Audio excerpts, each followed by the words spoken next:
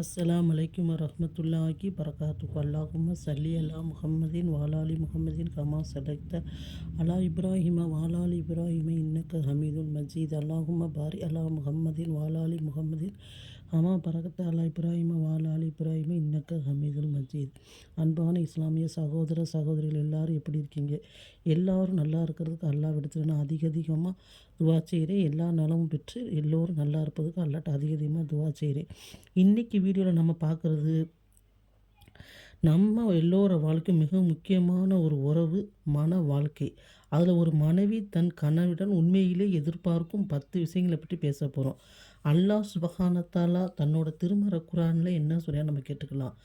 அவர்கள் உங்களுக்கு துணை, நீங்கள் அவர்களுக்கு துணை. சூரா அல் பக்ரால 2வது அத்தியாயத்தில் 187வது வசனத்தில் சொல்கிறார். அதாவது ஒருவருக்கொருவர் ஆதரவாகவும் பாசமாகவும் இருக்கணும் என்பது அல்லாஹ்வின் உத்தரவு. மேலும் அல்லாஹ் சுப்ஹானஹு தன்னோட திருமறை குர்ஆனில் கூறுகிறார், அதாவது நீங்கள் அவர்களுக்கு ஆடையாகவும் அவர்கள் உங்களுக்கு ஆடையாகவும் இருக்கணும்னா, நம்மளோட ஆடை நம்மளை எப்படி பாதுகாக்குது? நம்ம வெளியே போகிறப்ப நம்ம மானத்தையும் நம்ம மரியாதையும் நம்மளுடைய நம்ம நல்ல ஆடைகள் போட்டால் நமக்கு ஒரு மதிப்பு இருக்குது. அதை கிழிஞ்சு கந்தலாக போட்டால் அதுக்கு ஒரு நமக்கு மதிப்பு இருக்குது. எப்படி நம்ம ஆடைகளை அணிகிறோமோ அதுதான் நமக்கு மதிப்பும் மரியாதையும் தரக்கூடியதாக இருக்குது. ஒரு கணவனோட இருக்கிற சிறு சிறு குறைகளை மனைவியும், மனைவிட்ட இருக்கிற சிறு சிறு குறைகளை மறைப்பது தான் உங்களுக்கு ஒருவருக்கு ஒரு ஆடையாருன்னு அல்லாஹ் சுப்ஹானஹு தன் திருமறை குர்ஆனில் சொல்கிறான். இப்போ பொதுவாக ஒரு பெண்ணோட இடத்துல நம்ம பேசலாம். ஒரு பெண் ஒரு வீட்டில் வளர்க்கப்படுறா. சில வீடுகளில் தாய் தகப்பனுக்கு பெண் பிள்ளை என்றால் ரொம்ப பிரியம். அந்த பிள்ளைக்கு கேட்டதெல்லாம் வாங்கி தராங்க, பாசமாக வளர்க்குறாங்க. அவளுக்கு என்ன செய்கிறாங்க, நல்ல ஒரு கணவனை அமைச்சு கொடுக்கணும் அவங்க ஆசைப்பட்றாங்க. அதாவது தன் பிள்ளை வாழ்க்கை நல்லா அமையணும் அப்படின்னு சொல்லி நல்ல சாலிக்கான மாப்பிள்ளையாகவும் வசதியாக நிறைய இடத்துல கெட்டி கொடுக்குறாங்க. ஆனால் அந்த பிள்ளைங்க இங்கே ஒரு 20 வருஷம் 25 வருஷம் வாழ்ந்துட்டு அங்கே போகிறப்ப அப்படியே எல்லாமே என்னது மாறக்கூடியதாக இருக்கிறது. அப்போ நம்ம பெண் பிள்ளைகளுக்கு நம்ம தாய் தகப்பன் என்ன சொல்லணும், மெயினாக சில பழக்க வழக்கங்களை, அதாவது துணிமணி கொடுத்து விட்றத விட நல்ல பழக்க வழக்கங்களும் சொல்லிக் கொடுக்கணும். ஏம்மா நீ அந்த வீட்டுக்கு போகிற, இனி அதுதான் உன்னோட வீடு. நீ உன்னோட மாமனார் மாமியாவை அத்தா அம்மாவாக நினச்சிக்கிறணும். அவங்களுக்கு பணிவிடை செய்யணும், கணவனுக்கு பணிவிடை செய்யணும்.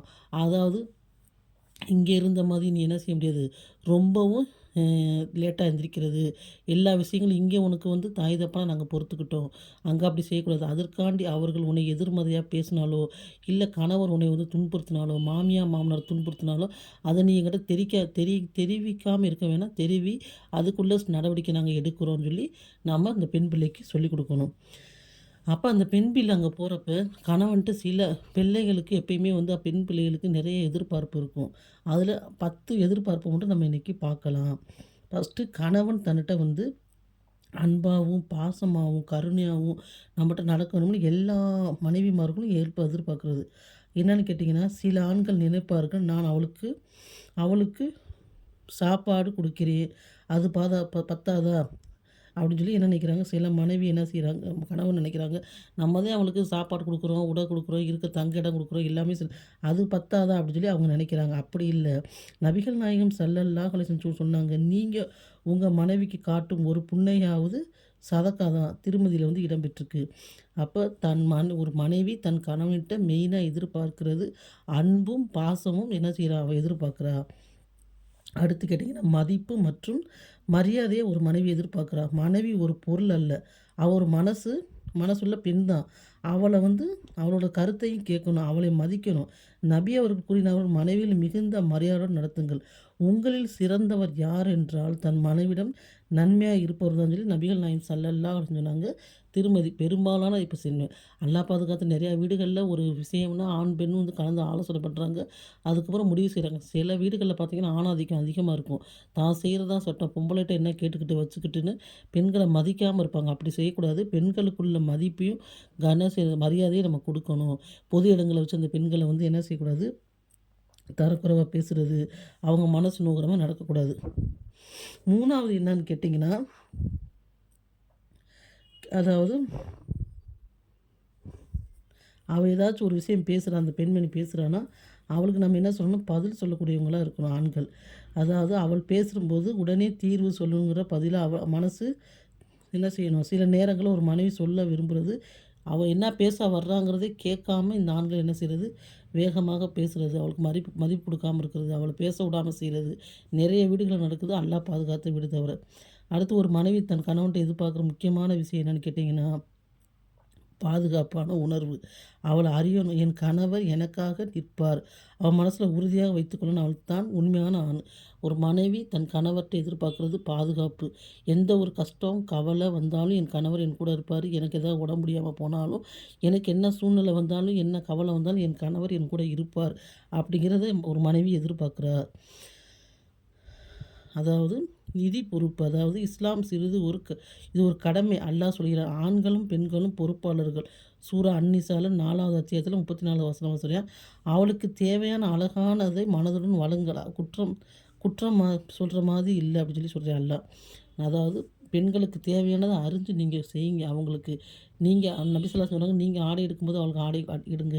நீங்க சாப்பிடும்போது அவளுக்கு சாப்பாடு குடுங்க. அவங்கள நீங்க என்ன செய்யுங்க, பொது இடத்துல கேவலப்படுத்தாதீங்கன்னு அல்லாஹ்வோட தூதர் சொல்றாங்க. அப்ப அவங்களுக்கு இப்ப நெறைய இடத்துல பெண்கள் நிர்வாகம் செய்றாங்க வீட்ட. ஆண்கள் குடுத்துட்டு ஒதுங்கிருவாங்க. இப்ப பல இடத்துல பார்த்தீங்கன்னா, ஆண்கள் தான் நிர்வாகம் செய்வாங்க.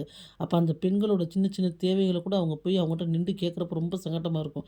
ஏன்னா, அவங்க அப்பா, அம்மா வீட்ல அவங்க கேட்காமலே அவங்களுக்கு எல்லாமே கிடைச்சிருக்கும். அதுக்கப்புறம் கேட்டா கூட அவங்க வாங்கி குடுத்துருவாங்க. ஆனா, ஒரு கணவன்ட்ட போய் கேட்க அந்த பெண் எவ்வளோ கூச்சப்படுவா தெரியுமா? ஏன்னு கேட்டா, ஏற்கனவே கணவன் வேலைகளே அவர் பார்க்குறாரு. வீட்டு வாடகை, சிலிண்டரு, அரிசி, பிள்ளைங்க படிப்பு எல்லாம் பார்த்துக்கிட்டு இருக்கப்ப, இந்த பெண்ணுக்கும் சில சில ஆசைகள் இருக்கும். அப்ப அத அந்த கணவன்ட்ட கேட்கறதுக்கு அவங்களுக்கு ரொம்ப சங்கட்டமா இருக்கும். அப்ப நீங்க அந்த பெண்ணுக்கு ஏதாச்சும் ஒரு மாசம், இல்லன்னா உனக்கு என்னம்மா தேவை இருக்குன்னு எப்பயாச்சும் உட்கார வச்சு பேசி, அவளுக்கு குடுக்கக்கூடிய இருக்கும். இத அவ எதிர்பார்க்குறா. அடுத்து பார்த்தீங்கன்னா, நல்ல வார்த்தைகள அவங்க அந்த பெண்மணி எதிர்பார்க்குறா. நீங்க சில சமயம் இனிய வார்த்தைகள, "நீ ரொம்ப கஷ்டப்பட்டு இருக்க. அல்லாஹ் உனக்கு நல்ல பலன்த்த தட்டுவான்." இந்த மாரி நல்ல அந்த அதாவது ஒரு பெண்மணி காலையிலேருந்து இரவு வரைக்கும் குடும்பத்துக்காண்டி உழைக்கிறாங்க, பிள்ளைகள பார்க்குறாங்க, வீட்டு வேலை செய்றாங்க, எவ்வளவோ செய்றாங்க, கஷ்ட நஷ்டங்கள அனுபவிச்சுக்கிறாங்க. அப்ப அந்த பெண்மணிக்கு ஆறுதல் தர்ற மாரி வார்த்தைகள அவங்க எதிர்பார்க்குறாங்க.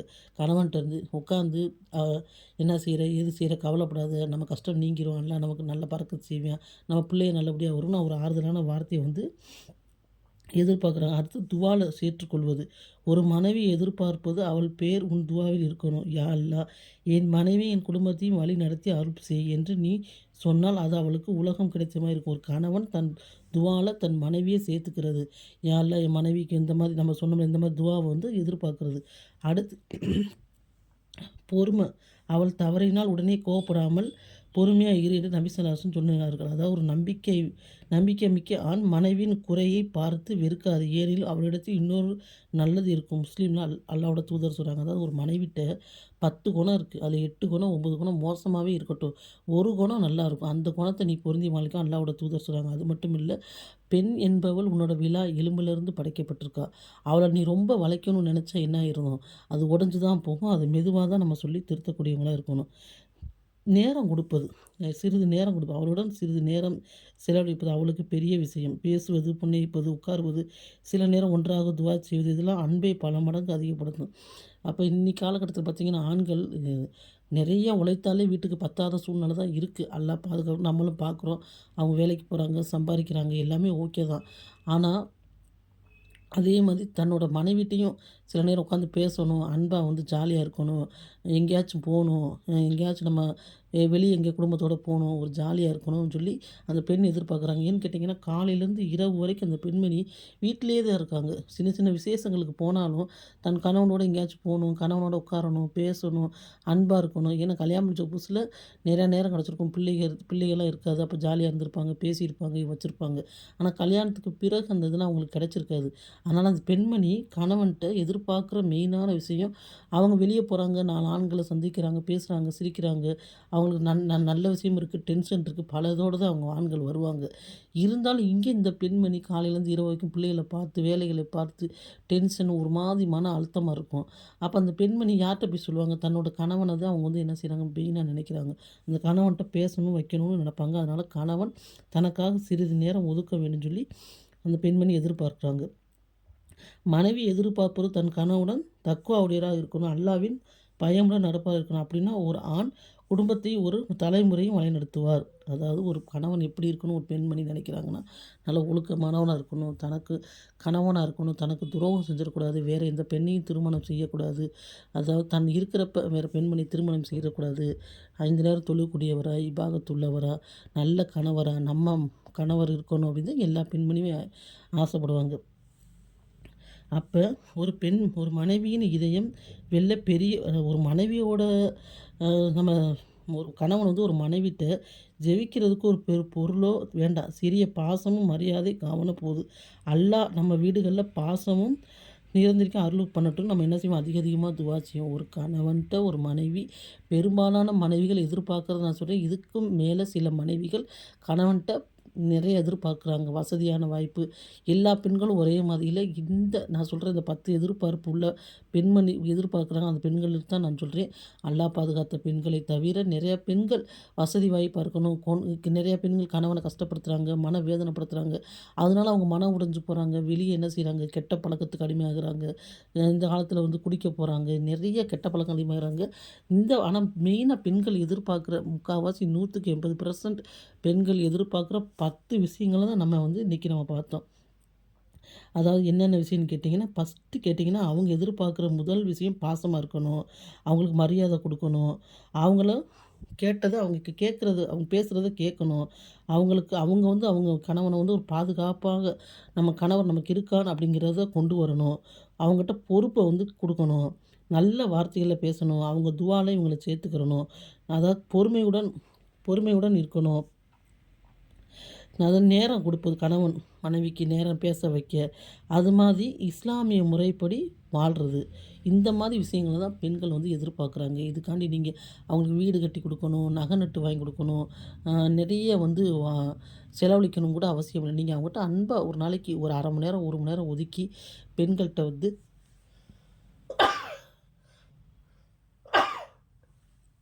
பேசினாலே அவங்க வந்து ரொம்ப அல்ஹம்துலில்லாஹ் ரொம்ப சந்தோஷப்படுவாங்க. அல்லாஹ் பாதுகாக்கட்டும். கணவன் மனைவிக்குள்ள ஒரு ஒற்றுமை உண்டாகிறதுக்கு மனைவி எதிர்பார்க்கும் 10 விஷயங்கள இன்ஷா அல்லாஹ் நம்ம தெரிஞ்சுக்கிட்டோம். இருந்தாலும் சைத்தான் வந்து எப்படி இருந்தாலும் அல்லாஹ் சுப்ஹானஹு வ தஆலா செய்றான். சைத்தான் கணவன் மனைவிக்குள்ள என்ன செய்வான்? சிறு சிறு சந்தேகங்களையும், சிறு சிறு சண்டைகளையும் உருவாக்க தான் செய்வான். நம்ம என்ன செய்யணும்? அல்லாஹ்ட்ட அதிகமா துவா செய்யணும். இப்ராஹிம் நபி கேட்ட துவா இருக்கு. ரப்பனா ஹப்லனா அஜ்வாஜினா துர்ரியத்தினா குர்ரத்தோ வஜால்னா லில் முத்தகீன இமாம். யா அல்லாஹ் என் மனைவியையும் என் பிள்ளைகளையும் என் கண் குளிர்ச்சியாக ஆக்குவாயாக. மேலும் உயர்ந்த இமாம் இருக்காங்க அவங்களுக்கு இவங்களாக இமாமாக எங்களை ஆக்குவாயான்னு துவா செய்தாங்க. அது மாதிரி நம்ம ஒவ்வொரு ஃபர்லு தொழுகைக்கு பிறகும் கணவன் மனைவியும் இந்த துவா செஞ்சுக்கிட்டு இருந்தோம்னா கணவன் நம்மகிட்ட பாசமாக இருக்கிறதுக்கும், பிள்ளைகள் நம்மகிட்ட அன்பாக இருக்கிறதுக்கும், நம்ம குடும்பம் ஒத்துமையாக இருக்கிறதுக்கும் இது கண்டிப்பாக என்ன செய்யும்? உதவி செய்யக்கூடியதா இருக்குது இன்ஷா அல்லாஹ். அதனால் நம்ம இன்ஷா அல்லாஹ் இந்த 10 விஷயங்கள ஆண்கள் வந்து மனசில வச்சு என்ன செய்யலாம்? மனைவிக்கு வந்து நம்ம வந்து உதவி செய்யக்கூடியவங்களா இருக்கலாம். அதாவது இந்த விஷயங்கள நம்ம பேணுதலா செய்யக்கூடியவங்களா இன்ஷா அல்லாஹ் இருக்கலாம். அல்லாஹ் சுப்ஹானஹு வ தஆலா நம்ம அனைவருக்கும் இந்த ஒரு ப சாலிக்கான குடும்பம் அதாவது கணவன் மனைவிக்குள்ள ஒத்துமை வர்றதுக்கு, பாசமா இருக்கிறதுக்கு நம்ம இன்ஷா அல்லாஹ் முயற்சி பண்ணலாமா? அல்லாஹ் சுப்ஹானஹு வ தஆலா இந்த வீடியோவ நீங்க பார்த்துட்டு மத்தவங்களுக்கு ஷேர் பண்ணுங்க. பிடிச்சிருந்துச்சுன்னா சப்ஸ்கிரைப் பண்ணுங்க. அதே மாதிரி அதிக அதிகமா அதில வந்து லைக் பண்ணுங்க. அஸ்ஸலாமு அலைக்கும் வரஹ்மத்துல்லாஹி வபரகாத்துஹு.